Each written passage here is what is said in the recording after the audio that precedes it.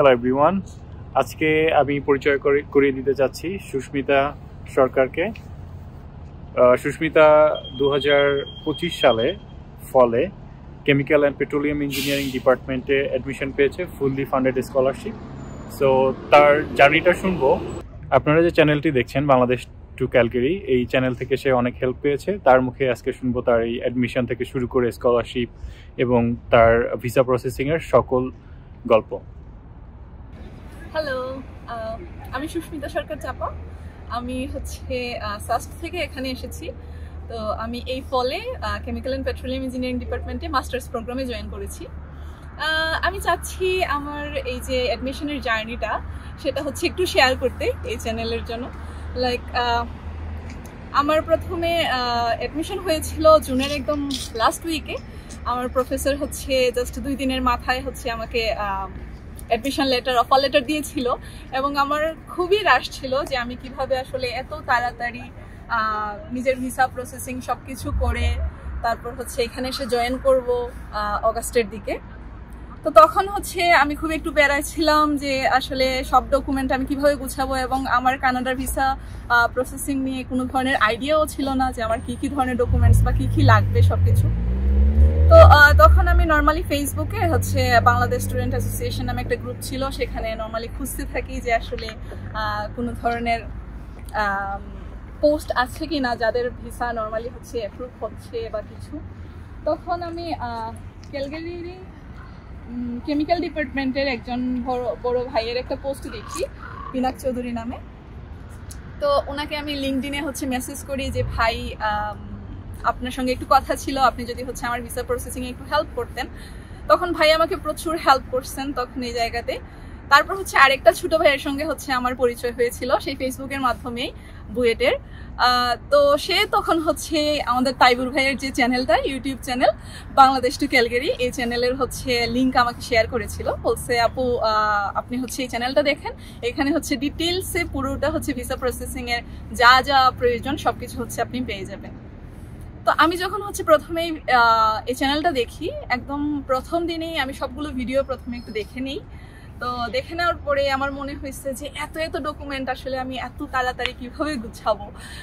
তারপরে মনে আচ্ছা ঠিক আছে, ভাই যেরকম একদম সিকুয়েন্সিয়ালি প্রতিটা ডকুমেন্ট কিভাবে কি করতে হবে বা কোথা থেকে কি সার্টিফিকেট নেওয়া লাগবে সবকিছু বলে দিচ্ছেন। আমি ঠিক এই ওয়েতে এগিয়ে গেছি এবং মোটামুটি ভাইয়ের সব ডকুমেন্টের ধরেন যে ফরম্যাট আছে আমি সবকিছুই ফলো করছি, একদম পাই টু পাই সব ডকুমেন্ট ভাই যেভাবে পিডিএফ বানাইছেন থেকে ধরে, মানে সবকিছুই ভাইয়ের মতো করেই করার চেষ্টা করেছি আর কি একটা সময়।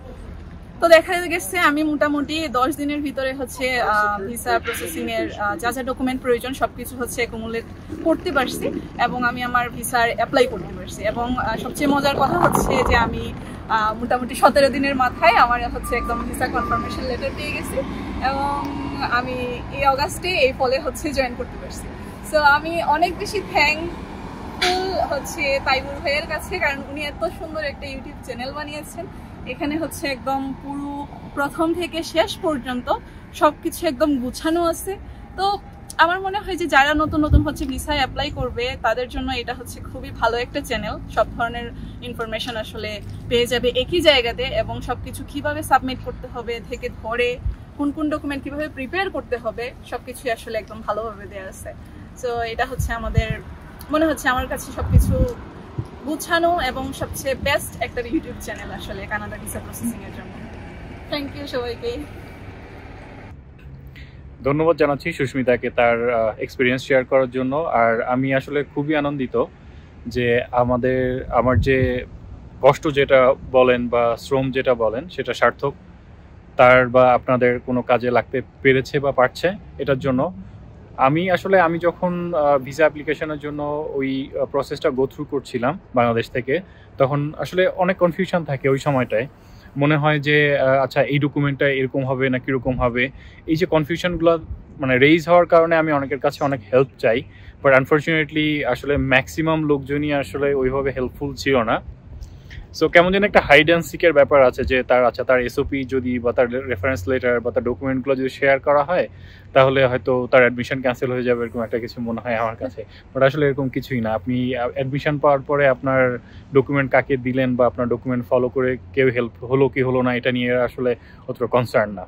সো এটা আসলে কোনো ডিল ব্রেকিং বা অ্যাডমিশন ক্যান্সেল হওয়ার কোনো বিষয় না যে আপনি কাউকে হেল্প করলেন তাতেই আসলে যে আপনার অনেক কিছু ক্ষতি হয়ে যাবে।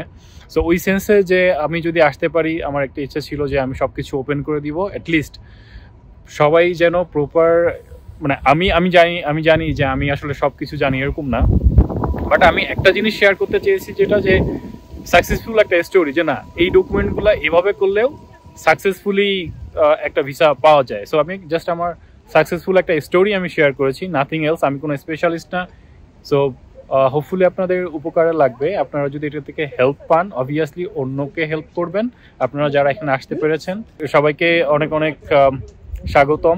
যারা আসতে চাচ্ছেন অবভিয়াসলি চেষ্টা করবেন, কারণ এটা অনেক সুন্দর একটা কান্ট্রি। এখানের শিক্ষার মান আসলে অনেক ভালো, এখানের পরিবেশ অনেক সুন্দর। সো হোপফুলি আপনারা এনজয় করবেন।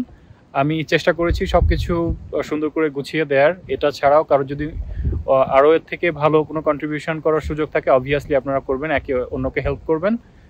সবাইকে ধন্যবাদ জানাচ্ছি। ধন্যবাদ।